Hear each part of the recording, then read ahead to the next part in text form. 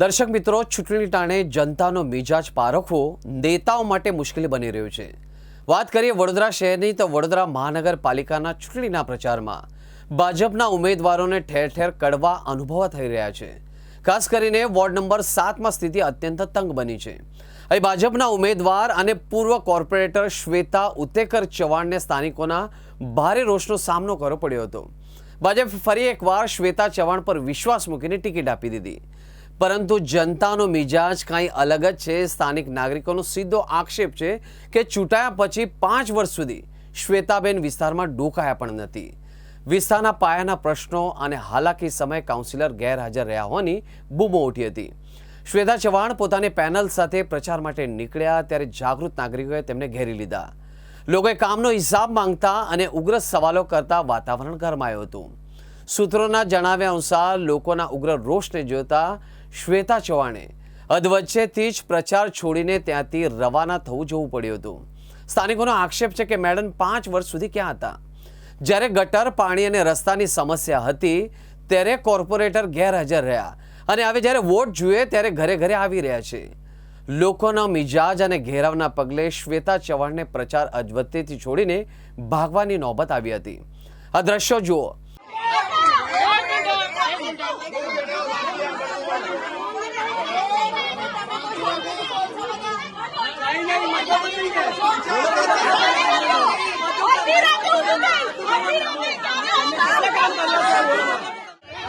हमारा विस्तार में कॉर्पोरेटर चाहिए, बाहर में कॉर्पोरेटर જોઈતા જ નથી અમને। પથ્થર ટાકેલા કોણ આલેલા?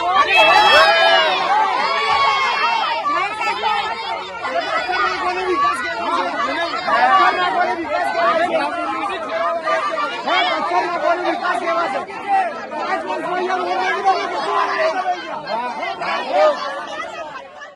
કોઈ भी नेता ने बोला 20 વર્ષથી પાણી નહીં જોયું કોઈ ઘરમાં।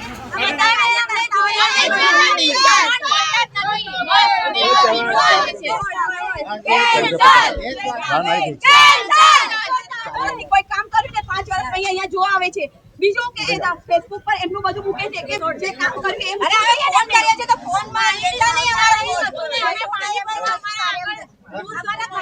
આ રોષ છે વડોદરાની જનતાનો। ચૂંટણી આવે એટલે નેતાઓ હાથ જોડીને ઘરે ઘરે મતો માંગવા નીકળે છે, પણ વડોદરાના વોર્ડ નંબર 7માં આજે જનતાએ નેતાજીને અરીસો બતાવી દીધો છે।